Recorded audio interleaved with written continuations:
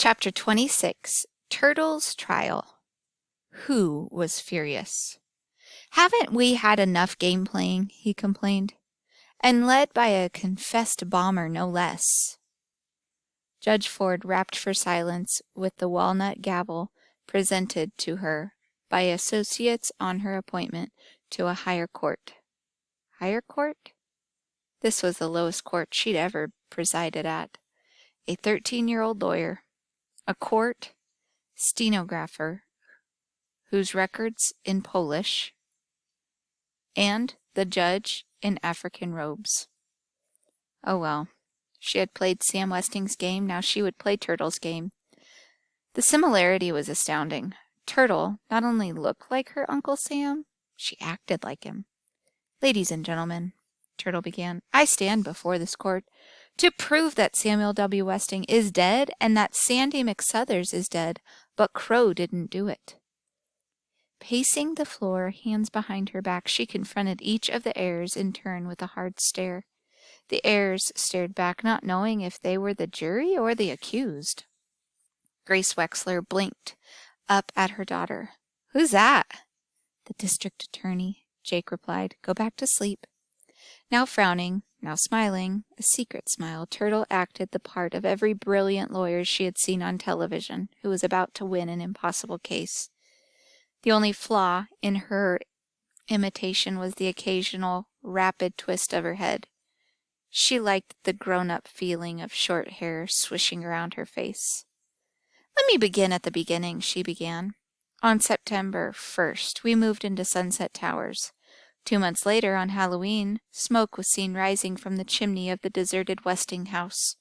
Her first witness would be a person most likely to have watched that house that day. I call Chris Theodorkis to the stand." Chris lay a calm hand on the Bible and swore to tell the truth, the whole truth, and nothing but the truth. What fun. "You are a bird watcher, Mr. Theodorkis, are you not?" "Yes." "Were you bird watching on October 31st? "Yes." "Did you see anyone enter the Westing house?" "I saw somebody who limped." "Good. Now, she was getting somewhere. Who was that limping person?" "It was Dr. Sykes." "Thank you. You are excused."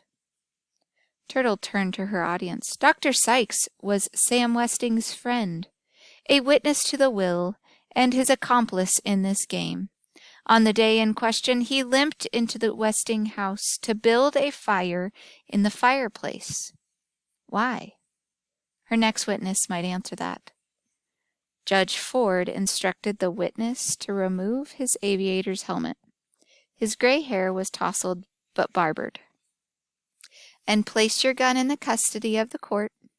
"Oh, my," Flora Baumbach gasped as Otis Amber unzipped his plastic jacket, pulled a revolver from his shoulder holster, and handed it to the judge, who locked the gun in her desk drawer. Turtle was as startled as the other tenants. "Mr. Amber," she began bravely, "it seems that we are not all who we say we are. In other words, who exactly are you?" "I am a licensed private investigator." "Then why were you disguised as an idiot delivery boy?" "It was my disguise." Turtle was dealing with a practiced witness. "Mr. Amber, who employed you?" "That's privileged information." The judge interceded. "It would be best to cooperate, Mr. Amber, for Crow's sake." "I had 3 clients, Sam W. Westing, Barney Northrop, and Judge J.J. Ford." Turtle stumbled over her next question. "What were you hired to do? And when and what did you find out? Tell us everything you know." It was unsettling to see Otis Amber act like a normal human being. 20 years ago, after his wife left him, Samuel W. Westing hired me to find Crow, keep her out of trouble, and make sure she never used the Westing name. I assumed this was a disguise for that purpose. I mailed in my reports and received a monthly check from the Westingtown Bank until last week, when I was notified that my services were no longer needed. But Crow still needs me, and I'll stick by her no matter what. I've grown fond of the woman, and we've been together such a long time." "How and why did Barney Northrop hire you?" "Amber is second in the phone book under private investigators. Maybe Joe Aaron's phone number was busy that day. Anyhow, Barney Northrop wanted me to investigate 6 people." "What 6? Judge J.J. Ford, George Theodorkis, James Hu, Gracie Windklopple, Flora Bombach, and Sybil Pulaski. I made a mistake on the last one. I wasn't aware of the mix-up until I looked into Crow's early life for the judge. It seems I confused a Sybil Pulaski with a Sidel Pulaski." "Would you please repeat that?" the court stenographer asked. "Sidel Pulaski," Otis Amber repeated, then turned to the judge. "I couldn't tell you about Crow's relationship to Sam Westing. Conflict of interest, you understand." Judge Ford understood very well. Sam Westing had predicted every move she would make. That's why Otis Amber, with his privileged information, was one of the heirs. That, and to convince Crow, the queen, to play the game. Turtle had more questions. "Are you saying that Barney Northrop didn't ask you to investigate Denton Deer or Crow or Sandy?" "That's right. Denton Deer turned up in my report on Gracie Windklopple, the Wexlers. Barney Northrop said he was looking to hire a cleaning woman for Sunset Towers. Good pay and small apartment, so I recommended Crow. I don't know how Sandy got the doorman's job." "Mr. Amber, you were also hired by Judge Ford, I assume, to find out who everybody really was. Did you investigate all 16 heirs for the judge?" "I didn't investigate the judge or her partner." The judge bristled at the reminder of her stupidity. "Therefore," Turtle continued, "you have never investigated the man we knew as Sandy McSuthers for any of your clients?" "Never." "One more question." It was the question she planned to ask before learning that Otis Amber was not who he seemed to be. "On the afternoon of Halloween, when we were watching the smoke at the Westinghouse chimney, you told a story about a corpse on an Oriental rug." "I saw it!" Grace Wexler cried. "I saw him!" Turtle forgot the rules of the court and hurried to her mother. "Who did you see, Mom? Who? Who?" Terrified by the who's, Madame Who slipped away. "The doorman," Grace replied, lifting her dazed face to her husband. "He was dead.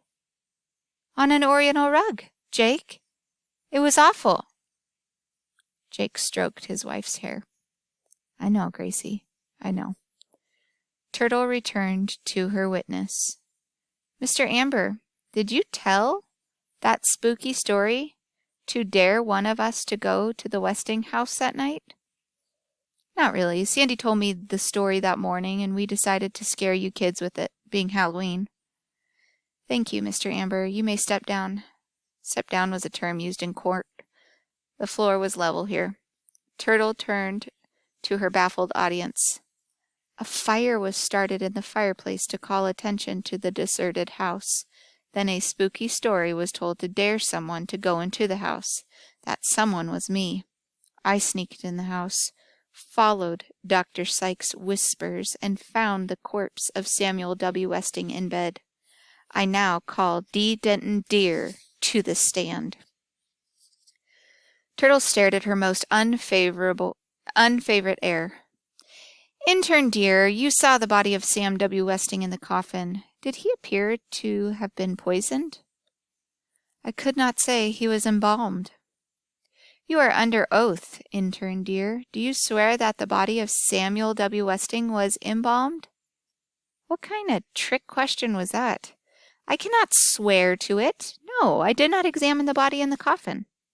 Could the body in the coffin, which you did not examine, have been no body at all? Could it have been a wax dummy dressed in a costume of Uncle Sam? I am not an expert on wax dummies. Yes or no? Yes, it is possible. Anything is possible. What's the brat driving at? Or is she trying to make a fool of me? Intern dear, you may not be an expert in wax dummies, but you are an expert in medical diagnosis, and you did examine the body of Sandy McSuthers, correct? Yes to the first question, no to the second. I did not examine Sandy. I tried to make him comfortable until help arrived. He was still alive when Dr. Sykes took over. Turtle turned quickly to conceal her smile. But surely you saw enough symptoms to make one of your famous diagnoses. She peered at the judge from the corner of her eye. The last word didn't sound right. Coronary thrombosis, the intern diagnosed. But that's just an educated guess. In simple language, heart attack. Then Sandy could not have died of an overdose of lemon juice, which is what I saw Crow put in that flask. Turtle could have called on Angela to testify that, but she didn't want her skewy sister confessing all over the place. I never heard of anyone dying as a result of lemon juice consumption, the expert replied. One more question, intern dear. Do you swear that Sandy had a bruise on his shin resulting from a kick? Absolutely. I should know, having been the recipient of such a kick myself. You may step down. I call Sidel Pulaski to the stand. Sidel Pulaski! Overcome with excitement, the secretary had to be helped to her feet for the oath-taking. Miss Pulaski, I must compliment you on your good thinking in taking down the will in shorthand. Professional habit. This looks professional, all right. The typing is perfect. Well, almost perfect. It seems you left out the last word in section 3. The estate is at the crossroads. The heir who wins the windfall will be the one who finds the... Finds the what, Miss Pulaski? Finds the what? Sidel squirmed under Turtle's hard stare. Leave it to the brat to discover my one error. There was so much talking I couldn't hear the last word. Come now, Miss Pulaski, you claim to be a professional. Hounding the witness and doing it quite well, Judge Ford thought, coming to the secretary's defense, I don't think anyone heard the word, Turtle. Mr. McSuthers made a joke about ashes at that point. You are accused, Miss Pulaski, Turtle said offhandedly, her eyes on the will. The judge was right. You are excused, not accused, I'm sorry. You are excused, Miss Pulaski, Turtle said offhandedly, her eyes on the will. The judge was right. Sandy had joked about the ashes scattered to the winds. Winds, windy, windclapple. No, it still didn't make sense. It is not what you have, it's what you don't have that counts. Maybe no word was ever there. She read on. 4th.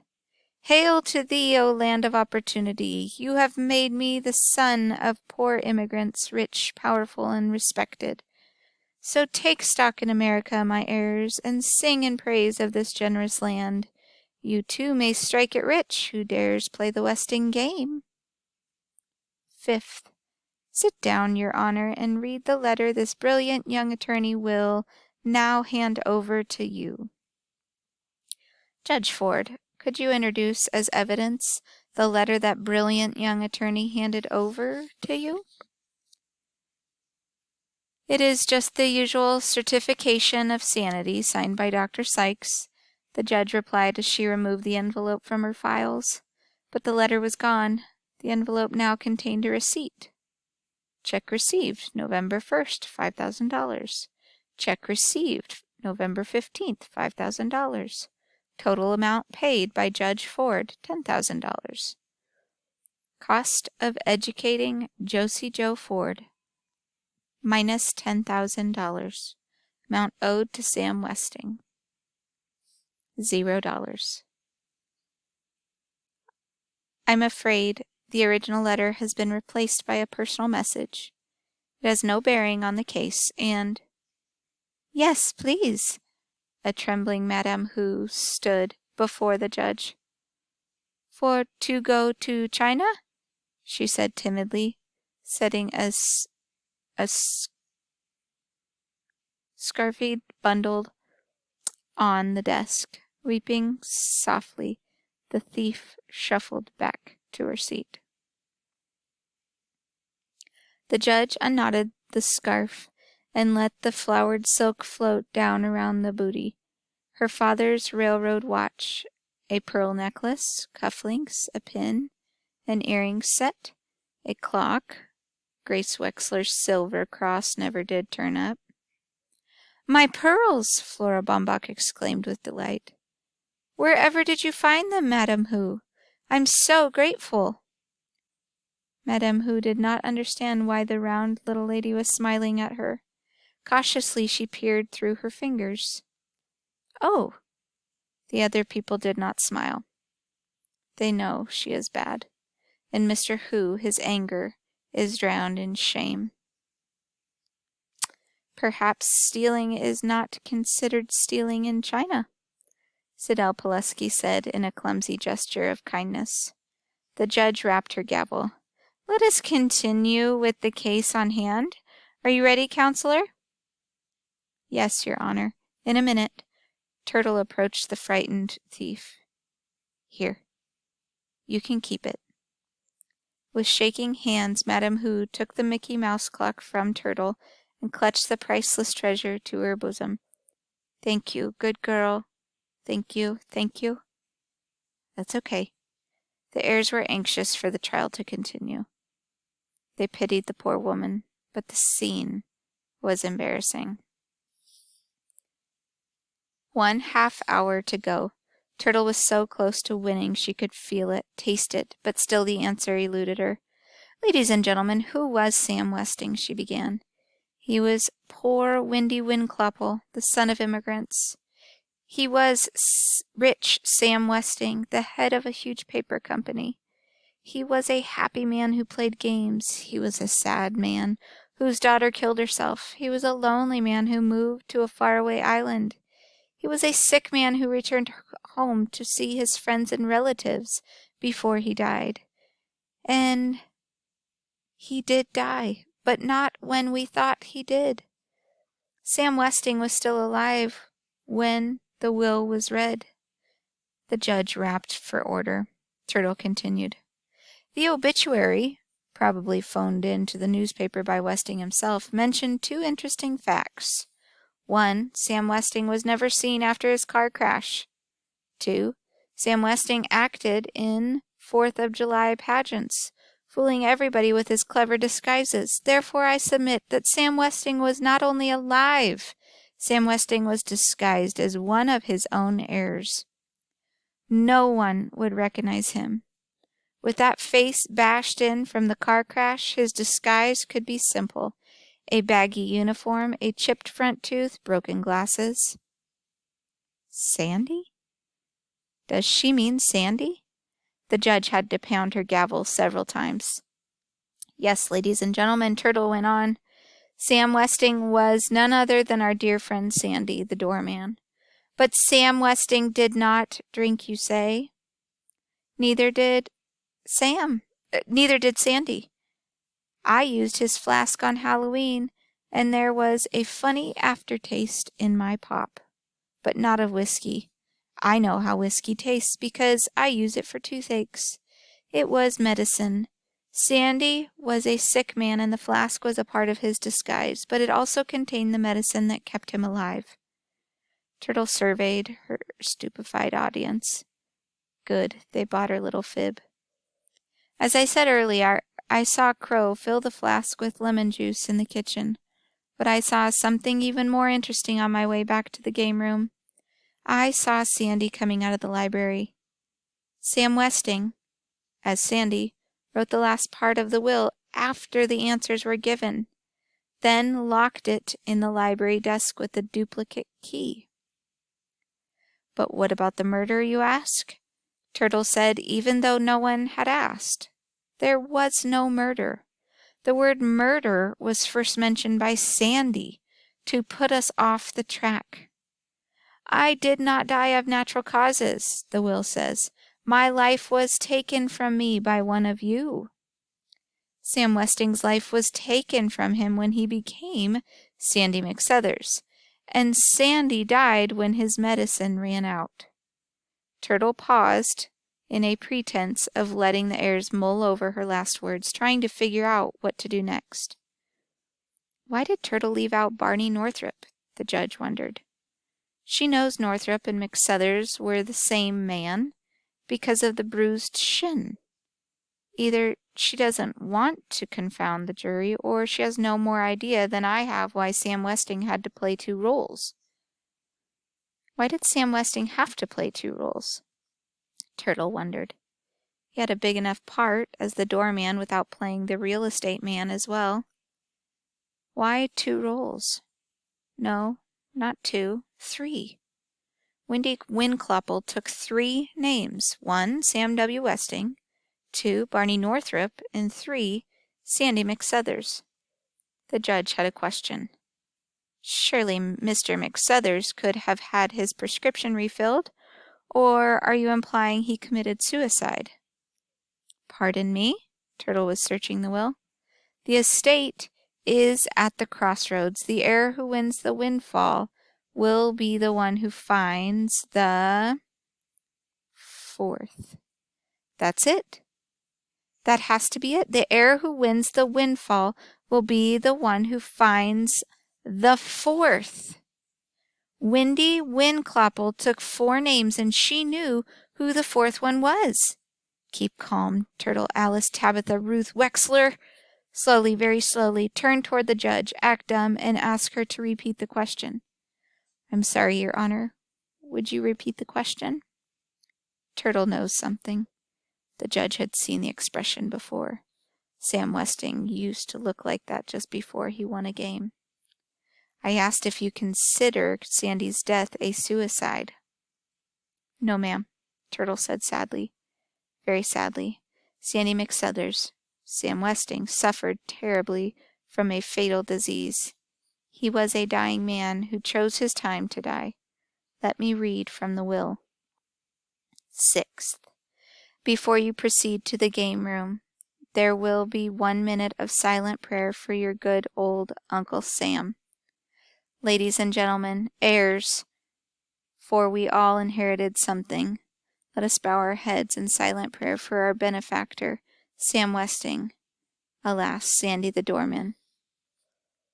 Crow! Otis Amber leaped to his feet as Ed Plum led the cleaning woman through the door.